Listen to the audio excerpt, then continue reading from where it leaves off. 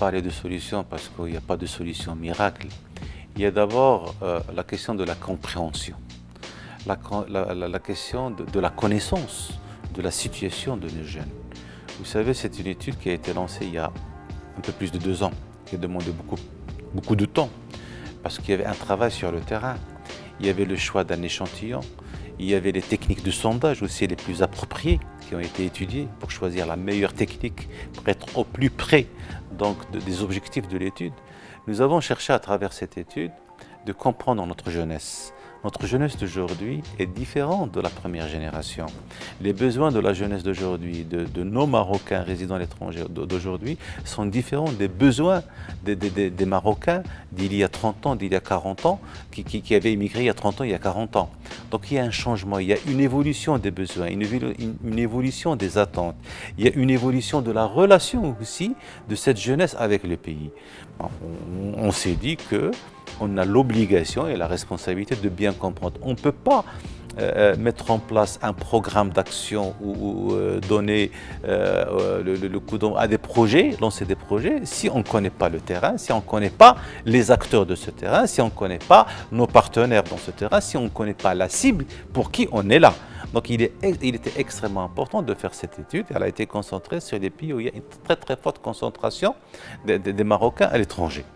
Et l'un des objectifs de cette étude, donc il y a cette compréhension, mais pas uniquement faire le constat. Le constat c'est bien, mais ce n'est pas suffisant. Ce qui était encore plus important, quelle réponse devons-nous apporter par rapport à ce constat?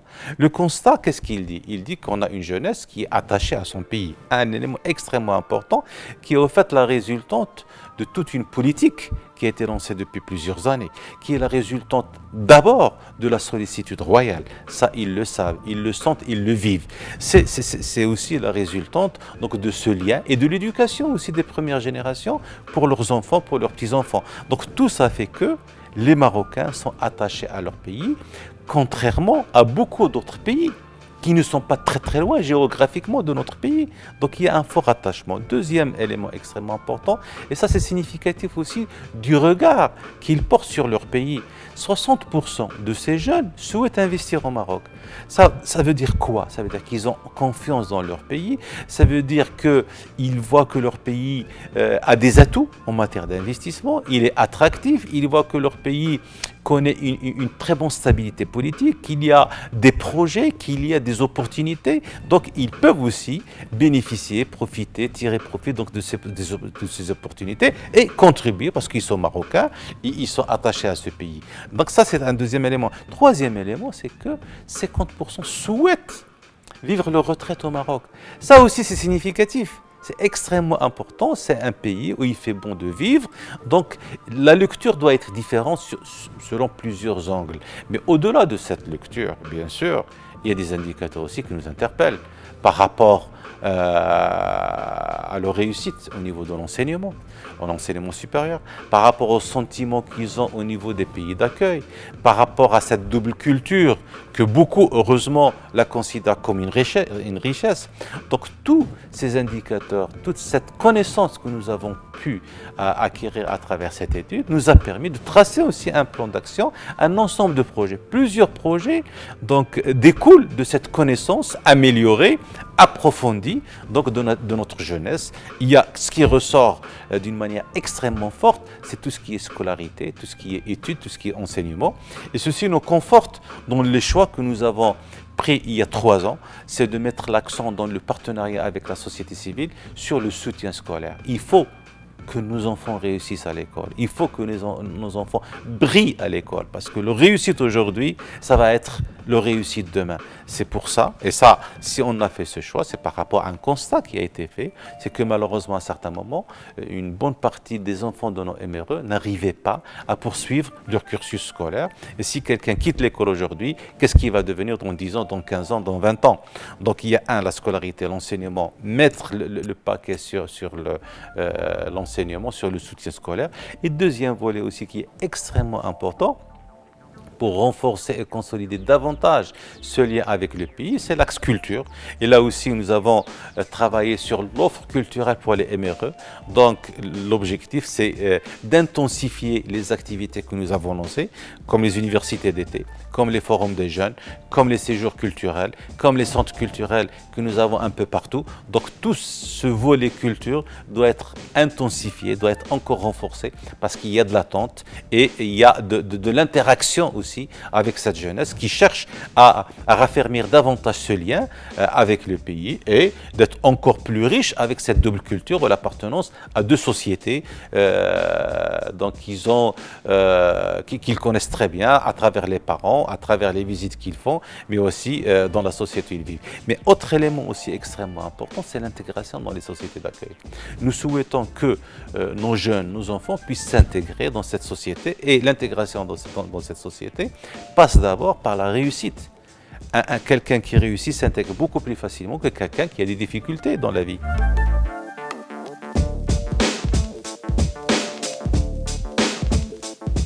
C'est pas ça le plus important. Ce que je peux vous dire, c'est que c'est des consultants marocains. C'est des Marocains, mais qui ont été associés avec des experts pointus.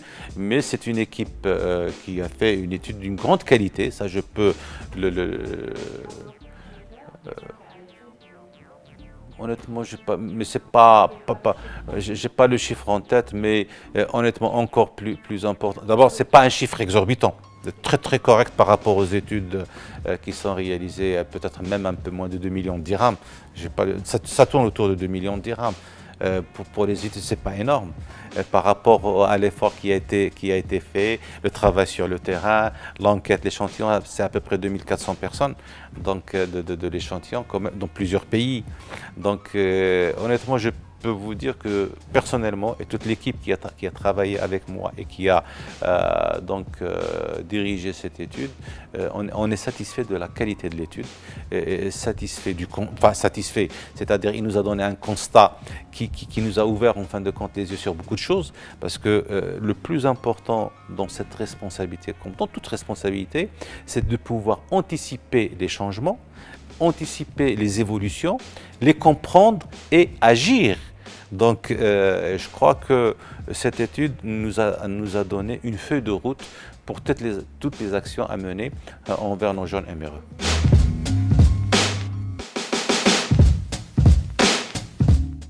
Là, en fait, au niveau des centres culturels, vous savez, il y a une politique qui a été lancée depuis quelques années. On a un centre culturel à Montréal, au Canada, qui marche très très bien maintenant. Donc il a connu quelques difficultés au départ, mais maintenant il est en pleine activité. On a un centre culturel à Amsterdam qu'on vient d'achever. Il va être ouvert bientôt, j'espère. On a un centre culturel à Bruxelles. Donc il y a un changement au niveau de la gestion du centre culturel de Bruxelles. On est maintenant dans la phase des études et la construction commencera bientôt dans le centre culturel de Paris. Vous vous rappelez que Sa Majesté a donné le coup d'envoi l'année dernière. Donc il y a cette politique des centres culturels. Bien sûr, on a aussi parallèlement à ça, on considère qu'un centre culturel, ce n'est pas obligatoirement des murs. Donc là aussi, à travers le partenariat que nous développons avec les associations, c'est de pouvoir travailler au-delà des murs et ne pas limiter l'action culturelle, parce que l'action culturelle peut être menée dans tous les espaces qui sont disponibles dans les pays où résident nos compatriotes.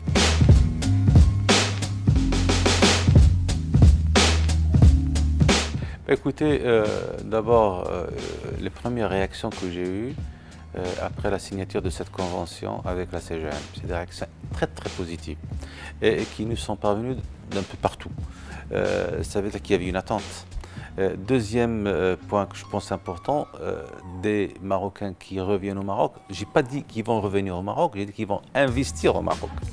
Donc en fin de compte, ce qui va être bénéfique pour nos MRE, c'est d'abord ces connexions qui peuvent se développer à travers je dirais, plus d'une centaine de pays. Les Marocains sont présents dans plus de 100 pays.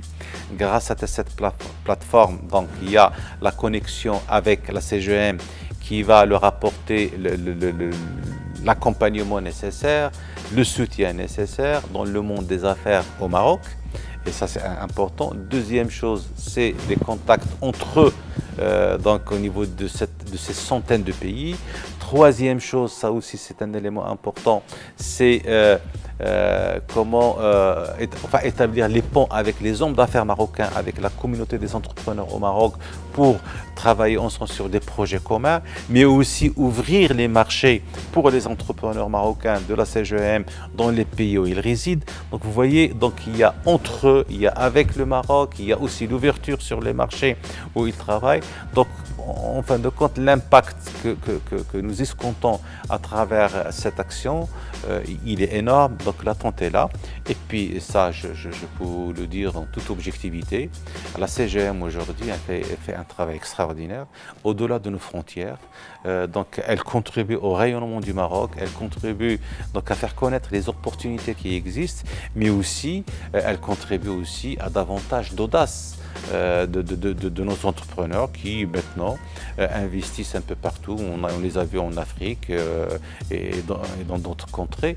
Donc je crois avec cette dynamique au niveau de la CGM, avec cette montée d'une nouvelle génération d'entrepreneurs, de jeunes MRE, je pense que le moment a été vraiment propice pour rétablir donc ce lien entre les deux communautés.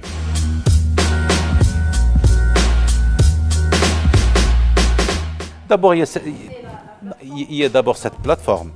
Elle existe sur le web, bien sûr. Donc il y a déjà cette plateforme et on sait que cette génération, elle utilise des nouvelles technologies. Exactement. Donc deuxième chose, toutes les rencontres que nous organisons, nous, en tant que ministère, la CGM va être impliquée. Donc ça, troisième chose, toutes les rencontres que la CGM va organiser, on est impliqué avec. Quatrième chose, et la présidente de la CGM l'a dit la dernière fois, c'est que des bureaux vont être ouverts à l'étranger, des bureaux de la CGM vont être ouverts à l'étranger. Ça aussi, je pense, ça va contribuer à davantage de contacts, davantage de communication et pour permettre encore plus donc d'implication de nos MRE dans le monde des affaires.